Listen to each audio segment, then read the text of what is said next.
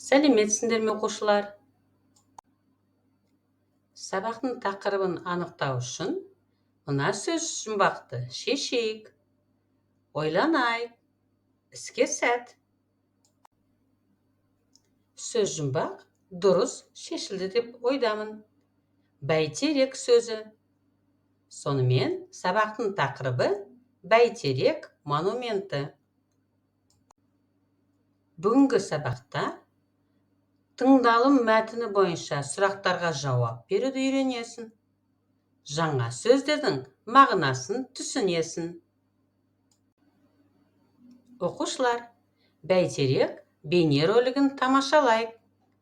Осы бейнеролик бойынша сұрақтарға жауап береміз. Іске сәт.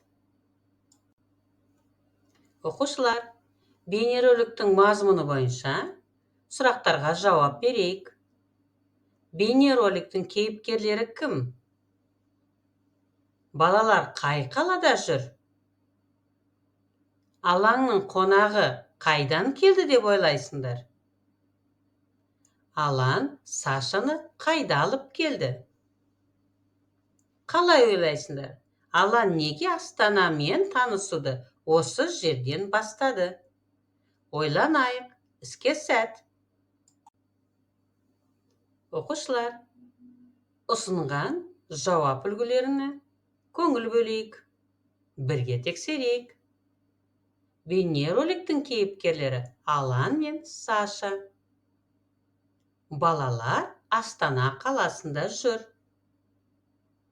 Аланның қонағы шетелден келді деп ойлаймыз.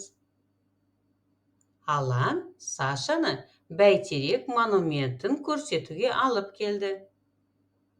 Бәйтерек Астананың басты нышаны. Оқушылар, сендердің де жауап нұсқаларын сәтті шықты деген ойдамын. Оқушылар, бүгінгі сабақтың жаңа сөздеріне назар аударайық. Нышан, сәулет кешені, бәйтерек, шар. Осы жаңа сөздерді сөздік дәптерлеріне көшіріп алыңдар. Оқушылар, осы жаңа сөздермен сөз тіркесін сөйлемдер жазайық. Іске сәт. Оқушылар, біз ұсынған сөз тіркестермен танысайық. Басты нышан, зәулім сәулет кешені, алтын шар, бәйтеректі көрдім. Сөйлемдер. Мен бәйтеректе болдым. Бәйтерек әдемі сәулет кешені. Оқушылар, сендердің де жауап нұсқалар сәтті шықты деген ойдамын. Оқушылар, мәтінді тыңдап, сұрақтарға жауап берейік. Астана қаласында бәйтерек монументі орналасқан. Бәйтеректің биіктігі 97 метр. Бәйтерек сәулет кешені.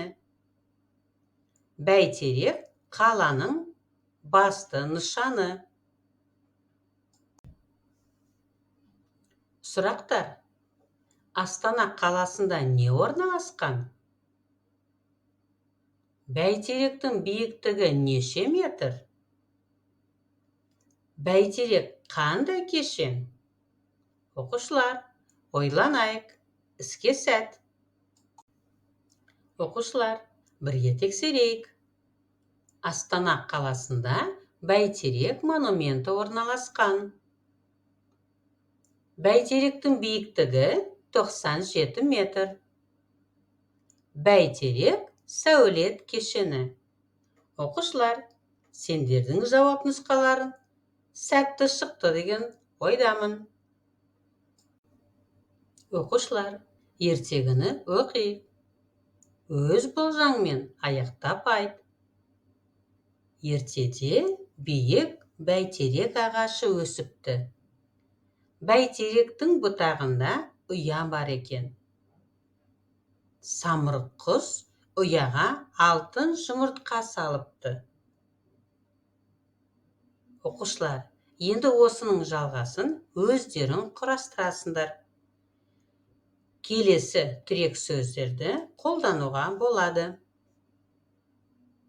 Іске сәт. Оқушылар, келесі сөздерді қолданып, топта ертегінің жалғасын болжайық.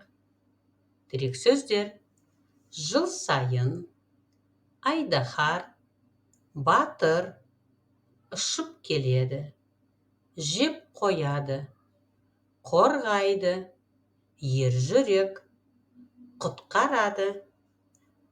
Ойланайық, іске сәт. Оқушылар, біз ұсынған жауап үлгісімен тексеріп көрейік. Жыл сайын бәйтерекке айдаһар ұшып келеді. Ол алтын жұмыртқаны жеп қояды екен. Бір кезде ержүрек батыр оны көреді. Ол алтын жұмыртқаны қорғайды. Оқушылар, сендердің де жауап нұсқаларын сәтті шықты деген ойдамын. Оқушылар, бүгінгі тақырыбымызды пысықтайық. Келесі платформа арқылы ойын өткізейік. Іске сәт, ойланайық. Оқушылар, үлгі бойынша сөйлем құрастырып үйренейік. Үлгі: бәйтерек монументі. Не істедім? Бәйтерек монументіне бардым. Кім барды? Мен бәйтерек монументіне бардым. Қашан бардым? Мен демалыс күні бәйтерек монументіне бардым. Оқушылар, осы үлгі бойынша жұпта екі сөйлем құрастырып жазайық. Бірінші сөз тіркесі алтын шар, екінші сөз тіркесі сәулет кешені. Іске сәт, ойланайық. Оқушылар, тексерейік. Не алтын шар? Не істеді? Алтын шарды көрді. Кім? Інім алтын шарды көрді. Қашан көрді? Інім кеше алтын шарды көрді. Оқушылар, сендердің де жауап нұсқалары сәтті шықты деген ойдамын. Келесі сөз тіркесін тексерейік. Не сәулет кешені. Не істеді? Сәулет кешенін тамашалады. Кім тамашалады? Балалар сәулет кешенін тамашалады. Қашан тамашалады? Жазда балалар сәулет кешенін тамашалады. Оқушылар, сендердің де жауап нұсқаларын сәтті шықты деген ойдамын. Үй тапсырмасы. 95-ші беттегі 3-ші тапсырманы орындайық. Сұрақтарға жауап жазу керек. Іске сәт. Оқушылар, бас бармақ тәсілі арқылы кері байланыс жасайық. Сендерге барлық тапсырма түсінікті болды деген ойдамын.